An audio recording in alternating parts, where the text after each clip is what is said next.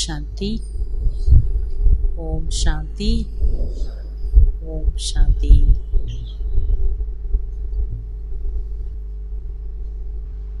பாபா இன்னைக்கு ரொம்ப அழகான சோமானம் கொடுக்குறாங்க. மிஸ் புராணி துனியாமே மெகமான், நான் இந்த பழைய உலகத்தின் விருந்தினர், விருந்தாளியாக வந்திருக்கிறேன். எல்லாருமே யாரு? இந்த பழைய உலகத்தினுடைய கெஸ்ட். இப்போ நம்ம கெஸ்ட் ஹவுஸில் இருந்துகிட்ருக்கோம். ரெஸ்ட் ஹவுஸ் எது? இது கெஸ்ட் ஹவுஸ் தான். கெஸ்ட் ஹவுஸில் நம்ம சொந்தமாக கொண்டாடுவோமா எதையும்? இல்லை. இப்போ நமக்கு ரெஸ்ட் ஹவுஸ் எது? சாந்தி தாமம். பாருங்க எவ்வளோ அழகான வீடு கொடுத்துருக்கார் பாபா. அமைதியான, தூய்மையான, பிரகாசிக்கக்கூடிய the silence world, sweet silence home. அங்கிருந்து தான் நம்ம வந்தோம். எப்படி வந்தோம்? விருந்தாளியாக வந்தோம், கெஸ்டாக வந்தோம். போறச்சு எப்படி போகணும்? எப்படி கெஸ்டாக வந்தோமோ அதே போல் கெஸ்டாக. இந்த உலகத்தில் இருக்கக்கூடிய எந்த பொருளையும் எடுத்து செல்ல முடியாது. ஆனால் எந்த நேரம் நம்ம இந்த பூமியில் வந்தோமோ அதிலிருந்து நிறைய பொருள்களுக்கு நம்ம ஆத்மா வசப்பட்டுட்டோம், ஆகர்ஷிக்கப்பட்டுட்டோம். ஒன்றையும் என்னோட என்னோட என்னோட, எத்தனை முறை என்னோட என்னோடன்னு சொல்லியிருப்போம். எதெல்லாம் என்னோட என்னோடன்னு சொல்லியிருப்போம். யோசிச்சு பாருங்களேன். எதெல்லாம் என்னோடன்னு சொன்னோம் அதெல்லாம் வருமா? நம்மளோட வருமா? வராது. எதுவுமே வராது. பாட்டில் அழகா வரும், யாரெல்லாம் எதெல்லாம் என்னோடதுன்னு நினைச்சேனோ என்னுடையது அல்ல, என்னுடையவர் ஒருவர் தான். பாபா பாருங்க எவ்வளோ நாலேஜ் கொடுத்து எவ்வளோ நம்மளுடைய ஸ்திதியை தயார் பண்ணுறார், டிட்டாச்சாக ஆக்குறார். எதுலெல்லாம் ரொம்ப அட்டாச்சாக இருந்தோமோ அதுலேருந்தெல்லாம் நம்மளை யாராக ஆக்குறார் பாபா. அட்டாச்மெண்ட் இருந்தால் அது நமக்கு துக்கம் கொடுக்கும். டிட்டாச்மெண்ட் இருந்தால் சகஜ மார்க்கம் கொடுக்கும், சகஜ வழி கொடுக்கும், சகஜ ஸ்திதி கொடுக்கும். விருந்தினர் என்றாலே எங்காவது கொஞ்ச நேரம், கொஞ்ச நாட்கள் போவாங்க. வருஷ கணக்காக விருந்தாளின்னு போவாங்களா? போவாங்களா? சொல்லுவாங்க விருந்தும் மருந்தும், அதுக்கு மேலே மரியாதை இல்லை நமக்கு. அந்த மாதிரி இந்த பூமியில் நம்ம எவ்வளோ ஆண்டுகள் வாழ்ந்திருக்கிறோம்? பாடா பாருங்க, 5000 வருஷம். அதில் தேகி அபிமானியாக இருந்த காலங்களை கழிச்சிட்டு மிச்ச காலங்கள் எப்படி இருந்தோம்? எப்படி இருந்தோம்? என்னோட என்னோடன்னு பல உணர்வுகளை நம்ம தனதாக்கிக்கிட்டோம். இப்போ அதெல்லாம் என்ன பண்ண போகிறோம்? கொஞ்சம் கொஞ்சமாக ஒன்று ஒன்றையாக கட் பண்ண போகிறோம். நிறைய கூண்டு நம்மளை சுற்றி கூண்டை கட்டிக்கிட்டோம். வேற யாரெல்லாம் கட்டலை, நம்மளாவே என்ன பண்ணிட்டோம்? கூண்டை உருவாக்கிக்கிட்டோம். எங்கேயாவது நம்ம கெஸ்டாக போகிறோன்னா எங்கேயுமே மாட்டிக்கொள்ளாமல், எங்கேயுமே சிக்கிக்காமல், எங்கேயுமே மாட்டிக்காமல், அப்புறம் எங்கேயுமே தங்காமல் எங்கேயும் போய் ஸ்டே பண்ணிடுவோமா? எப்போ நம்ம கிளம்புறோமோ இத்தனாம் தேதி நம்ம ரிட்டர்ன் ஜேர்னி ஃபிக்ஸ் பண்ணிடுவோம். எல்லாத்தையுமே ஃபிக்ஸ் பண்ணிடுவோம். எங்கேயுமே அலைய மாட்டோம் தேவையில்லாமல். எந்த காரியத்துக்காக போகிறோம், யாரை சந்திக்க போகிறோம், எந்த விஷயத்துக்காக போகிறோம் அது தெளிவாக இருக்கும். எங்கே போனாலும், இப்போ சுற்றி பார்க்கணுன்னு போனாலும் அட்வான்ஸாக பிளான் பண்ணி தானே போவோம். ஃபஸ்ட்டு இங்கே போகணும், இங்கேருந்து இங்கே போகணும், இங்கேருந்து இங்கே போகணும், இப்படி போகணும், இப்படியெல்லாம் போகணும், இப்படி தானே. ஸோ எங்கேயுமே அவங்க அலைய மாட்டாங்க. அவங்களுக்கு தெரியும் இத்தனை நாள் கழிச்சு நம்ம திரும்பி வந்து விடுவோம். திரும்பி எங்கேருந்து போனோமோ அங்கே வந்துடுவோம் நம்ம வீட்டுக்கு. நம்ம வீடு எது? இந்த பூமியில் எங்கே இருக்குமோ அங்கே, இந்த உலகத்தில் எங்கே இருக்குமோ அது வாடகை வீடாக இருந்தாலும் என்ன நினைக்கிறோம்?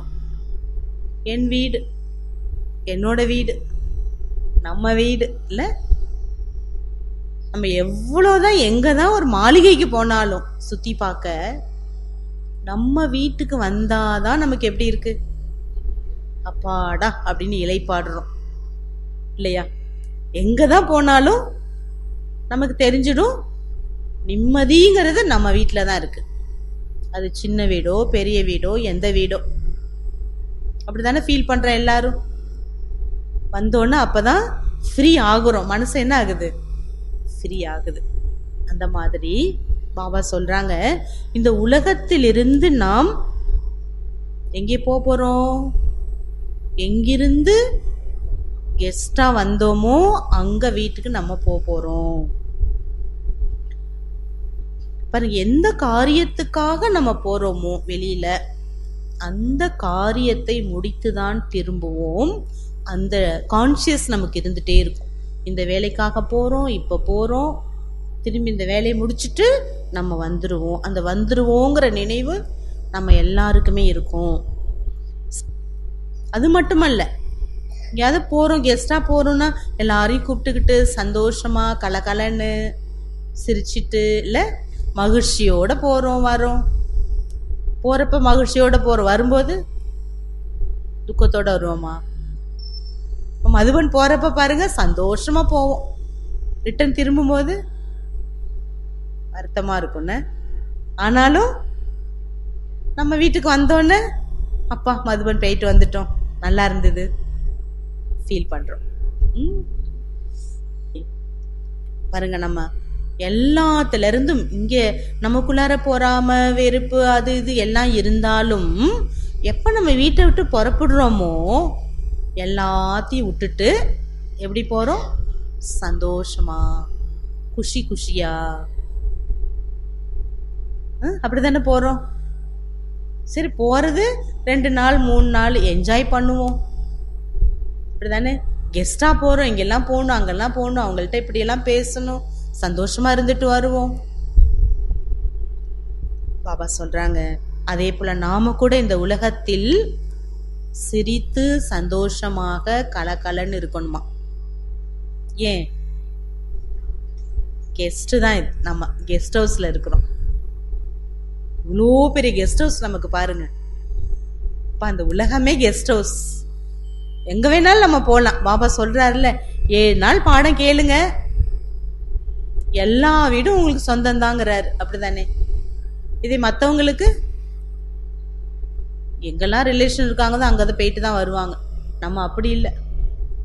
இப்போ எத்தனை பாபா வீட்டுக்கு போயிருக்கோம். மதுபன் போகிறப்ப எங்கெல்லாம் பாபா சுற்றி காட்டிட்டு வேற கூட்டிகிட்டு போகிறாரு. இதெல்லாம் நினச்சது கூட இல்லை. நம்ம யோக பயிற்சி சிவ பகவானின் மகாவாக்கியம். யாரு தன்னை இந்த உலகத்தில் விருந்தினர் என்று நினைக்கின்றார்களோ அவர்களே மகான் ஆகின்றனர். இந்த வாரம் முழுக்க நாம் இந்த பழைய உலகத்தில் வாழ்ந்தாலும் இருந்தாலும் தன்னை விருந்தினர் என்று புரிந்து இருப்போம். 2வது பயிற்சி, கிளம்புற தேதியும் தெரியும், வர்ற தேதியும் தெரியும். அதே போல பாபா சொல்றாங்க, ஃபர்ஸ்ட் ஆனா ஷானா, வரது போவது, இதோட பயிற்சியும் நமக்கு இருக்க வேண்டும். பரந்தாமத்திலேருந்து வரணும், இந்த சிருஷ்டியில இந்த உடல்ல அவதரித்து நான் விருந்தாளியாக இருக்கேன். அதே போல இந்த தேகத்திலிருந்து உலகத்திலிருந்து டிட்டாச் ஆயிட்டு போகவும் தெரியணும். இந்த அபியாசம் பண்ணணும். பரந்தாம வீடு, என்னோட சொந்த வீட்டில இருந்து நான் பிரகாசிக்கும் ஜோதியாகவே பவித்திர ஜோதியாக, மகா ஜோதியாக, சுடர்விடும் ஜோதியாக கீழே இறங்குகின்றேன். இந்த உடலை ஆதாரமாக எடுத்து காரியங்களை செய்கின்றேன். என்னோட பாற்று முடிஞ்சோன மீண்டும் நான் வீட்டிற்கு செல்கின்றேன். இந்த பயிற்சி ஆனா ஜானா, வர்றது மேலிருந்து காரியங்களை செய்யறது, திரும்பி காரியங்களை முடிச்சோன்னு எங்க போகணும்? பரந்தாம வீடு. மூன்றாவது அபியாசம், அமிர்த வேளையிலேயே நாம் இந்த பூமியில் அவதரித்துள்ளேன்னு நினைக்கணுமா. பாபா சொல்லி கொடுக்கிறார். எழுந்த உடனே நான் இந்த பூமியில் அவதரித்துள்ளேன். அவதார மூர்த்தி, அவதார புருஷ். நான் ஆத்மா, அவதார புருஷ். மாஸ்டர் பிரம்மாவாயிட்டு சிரேஷ்ட நல்ல நல்ல சங்கல்பங்களை படைக்கணும். விஷ்ணுவாகி தன்னுடைய சிரேஷ்ட சங்கல்பத்தை முழு நாளிலும் மெயின்டைன் பண்ணணும், தக்க வைக்கணும், பாதுகாத்துக்கணும். ராத்திரியில சங்கர் ஆயிட்டு வீண் கணக்குகளை பஸ்பம் செய்து தேவையற்றதெல்லாம் அழிச்சிட்டு வாபஸ் தனது ஸ்வீட் ஹோம் திரும்பி செல்ல வேண்டும். பிரம்மா, விஷ்ணு, சங்கரின் மூவரின் பார்ட்ட ஃபுல் டேல நம்ம ப்ளே பண்ணணும். இந்த 3 அபியாசம். தாரணா, அனாசக்தி விருத்தி, பற்றற்ற மனம், ஆழ் மனம். உங்களுடைய சப்கான்ஷியஸ் மைண்ட் எப்படி இருக்கணுங்கிறார் பாபா? எந்த பற்றில்லாம சுத்தமா இருக்கணும். விருந்தினர்களாக செல்பவர்கள் பிறருடைய வீட்டில் இருக்கக்கூடிய மனிதர்களையோ, வஸ்துக்கள், பொருள்களையோ, வைபவங்களையோ அதன் மீது ஒரு பொழுதும் பற்று வர முடியுமா? முடியுமா? ஒருவேளை பற்று இருந்தால் சுகம் கிடைக்குமா, துக்கம் கிடைக்குமா? அவங்களுக்கு கேள்வி கேட்கிறார் பாபா. நீங்களே புரிஞ்சுப்பீங்கன்னு. யாராவது உங்களை மதிப்பாங்களா? ஒருத்தவங்க வீட்டுக்கு போய் இது என்னோடது அப்படின்னு எடுத்துட்டு போறேன்னு சொன்னா, இவங்க என்னுடையவங்க அப்படின்னு சொன்னா மதிப்பாங்களா? பாருங்க, எங்கே பற்று இருக்குமோ அங்கே மாயா வந்துவிடும். சிந்தனைக்கு எவர் ரெடி. நாம் அனைவரும் எவர் ரெடியாக இருக்க வேண்டும். எனக்கு கெஸ்ட் தான், இவங்க என்ன உபசரிக்கலையே, இவங்க என்ன வாங்கன்னு சொல்லலையே, இவங்க என்ன மதிப்பு கொடுக்கலையே, இவங்க என்கிட்ட பேசவே இல்லையே, ஒரு தண்ணி கூட கொடுக்கலையே வந்தவங்களுக்கு. இந்த உலகத்துல எல்லாமே நடக்கும். நாம யாரு? கெஸ்ட். கெஸ்ட்னு புரிஞ்சுக்கும் போது எந்த விஷயத்துல நமக்கு என்ன வராது? அபிமானம் வராது. ஃபர்ஸ்ட் கேள்வி. வாபஸ் நான் வீட்டிற்கு பரந்தாமம் செல்வதற்கு தயாராக உள்ளேனா? பாபா இப்ப கூட தயார். அது இல்ல, அந்த தயார் இல்ல. பாபா விரும்புற மாதிரி என்ன சொன்னாரு? ஆழ் மனம் எப்படி இருக்கணும்? சுத்தமா பற்றற்று இருத்தல். ஆழ் மனம் அப்படி தயார் பண்ணணும் நம்மள. ரெண்டாவது, எந்த விஷயங்கள் என்னை தயாராக இருக்க விடுவதில்லை? எதனா டிஸ்டர்பன்ஸா வருது எனக்கு. நான் ரெடி ஆகணும்னு நினைக்கிறேன், ஆனா ரெடியாக முடியல. இந்த மாதிரி விஷயங்கள்லாம் என்னை இழுக்குது கீழே, பந்தனத்துல கீழே கொண்டு வருது. எந்த மாதிரி விஷயங்கள்? யார் மேல பற்று இருக்கு? எந்த வஸ்து மேல என்னோடன்னு பிடிச்சி வச்சுட்டு உக்காந்துருக்கிறேன்? இதெல்லாம் சோதனை பண்ணணும். எப்பதான் நான் வீட்டுக்கு போக தயாராகுவேன்? இப்படியே எனக்கு ஏதாவது ஒன்று போனா வருதே. இப்போ ஒன்று போனா ஒன்று வரல. ஒன்று இருக்கும்போதே என்ன வருது? ஒன்று போனாலாம் கிடையாது. 10 இருக்குது. அட் ஏ டைம் 10 விஷயங்கள் வருது. போமா? போதா? போதா இல்லையா? வர்றது போதா விஷயம்? கண்டிப்பா போயிடும். இருந்துகிட்டே இருக்குமா என்ன? சூரியனை மேகம் மறைச்சிட்டே இருக்குமா? மூவ் ஆயிட்டே இருக்கும். நம்ம மூவ் ஆகணும் புருஷார்த்தத்துல. அதை உபசரிச்சோன்னா அது உக்காந்துக்கும். அதை டோன்ட் கேர் பண்ணோன்னா என்ன ஆகும்? போயிடும். சரி, நான் போறதுக்கு என்ன பிளான் வச்சிருக்கிறேன்? டேட் ஏதாவது ஃபிக்ஸ் பண்ணியிருக்கேனா? அல்ல என்னமாவது புருஷார்த்தத்துக்கு 48 நாள் இல்லை 1 வருஷம் 6 மாதம் இந்த பாபா கொடுத்த ஹோம்ஒர்க்லாம் கவனம் கொடுத்து ஏதாவது ஸ்பெஷலாக செய்கிறேனா? பிரியமான சாதகர்களே, கூண்டு என்பது கூண்டாகத்தான் இருக்கின்றது. கூண்டு தானே? யோசிச்சு பாருங்க கொஞ்சம். நீங்க ஏன் இந்த பூமிக்கு வந்தீங்க? ஏன் பாபா குழந்தையானீங்க? கூண்டு என்பது இரும்பால் ஆனாலும் கூண்டுதான். ரத்தனங்கள் வைரங்கள் பதித்த கூண்டாக இருந்தாலும் அதுவும் கூண்டுதான்.